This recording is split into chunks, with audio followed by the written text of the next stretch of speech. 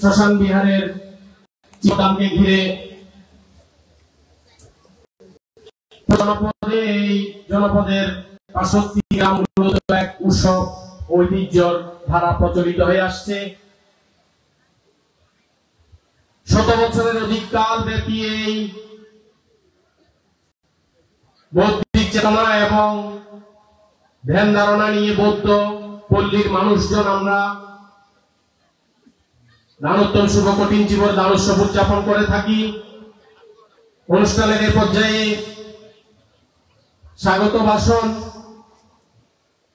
স্বাগত ভাষণ প্রদান করার জন্য অনুরোধ জানাচ্ছি বিনাজুরি শ্মশান বিহার পরিচালনা কমিটির নবনির্বাচিত সুযোগ্য সাধারণ সম্পাদক বাবু সৌমেন চৌধুরী মহোদয়কে।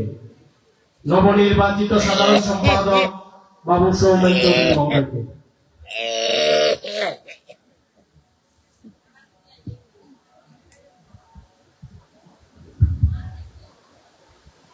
আজকে মহতি দান ও রাজা দান ও শ্রেষ্ঠ কঠিন জীবন দান উৎসবের স্বাগত বক্তব্যের প্রারম্ভে মহাকারণে কথাগত বুদ্ধির শ্রী পাদপদ্মে বিনম্র বন্দনা নিবেদন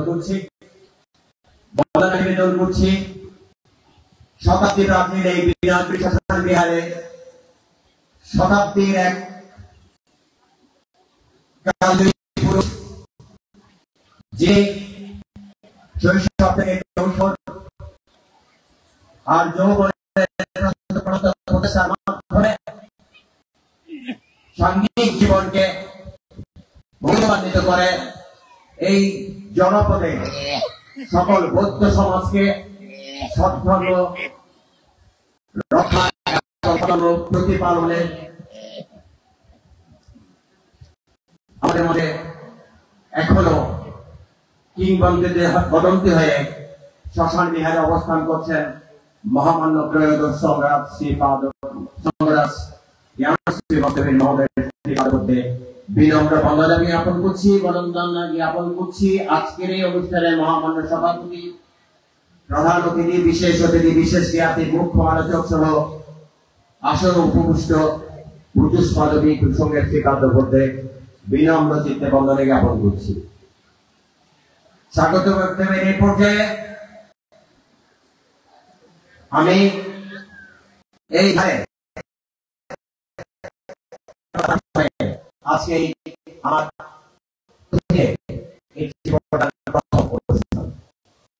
এই প্রথম জীবনদান অনুষ্ঠানে এই অর্থদান করেছেন এই বিহারে এই পর্যন্ত উপস্থিত আছেন তাদের প্রতি আমি না কথা না বললেই নয়।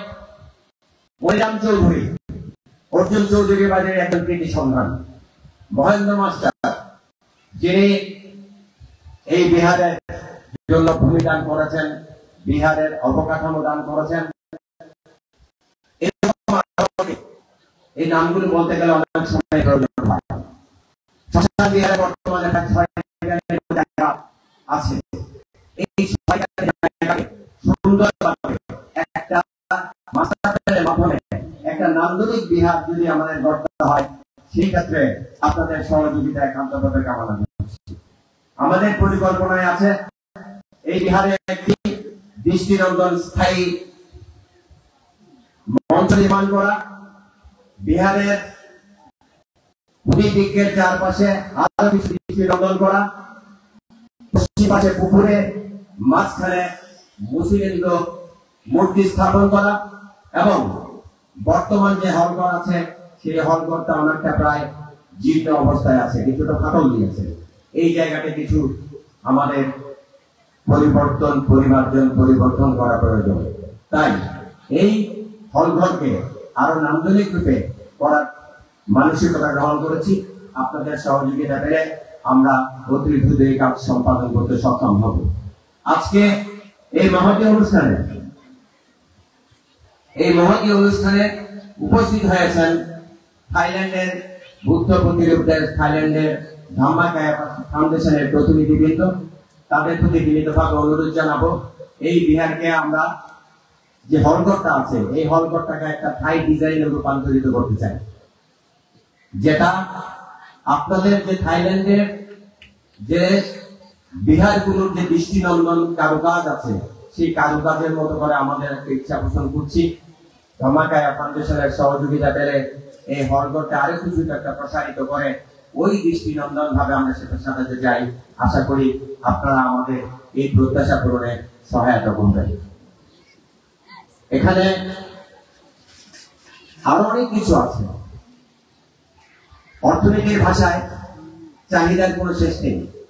একটা চাহিদা যখন আমরা পূরণ করব আরেকটা চাহিদা তখন জড়া গেছে পরানার্থ থাকে, অর্থাৎ অভাব চিরন করবে। অনেকে মনে থাকেন শ্মশান দিয়ে এত টাকা দাম দেওয়া হয়, প্রতিদিন এত এত টাকা উঠে, কোথায় যায়? প্রকৃত অর্থে আসলে এত বড় জায়গায় সামান্যটুকু ছোট ছোট অর্থ দিয়ে একটা বড় দৃষ্টিনন্দন কিছু করা আসলে সম্ভব নয়। সুতরাং আমরা আশা করব আপনাদের ক্ষুদ্র দ্বারা যেটুকু এখানে জমেছে সেইটুকুর সমন্বয়ে আমরা একটা মাস্টার প্ল্যান তৈরি করে এটার একটা নামধরে গ্রুপ তৈরি করতে সক্ষম হব। আমি গত বৃহস্পতিবার এটাকে একটা ডিজিটাল সার্ভে অর্থাৎ ড্রোন দিয়ে এবং মৌজা সহ একটা ডিজিটাল সার্ভে করার জন্য আমি টিম পাঠাতে দিয়েছিলাম, কিন্তু যেহেতু আকাশের অবস্থা ভালো ছিল না, তাছাড়া এখানে একটু কাজের ব্যস্ততা, সেই জন্য আগামী সপ্তাহের দিকে আশা করি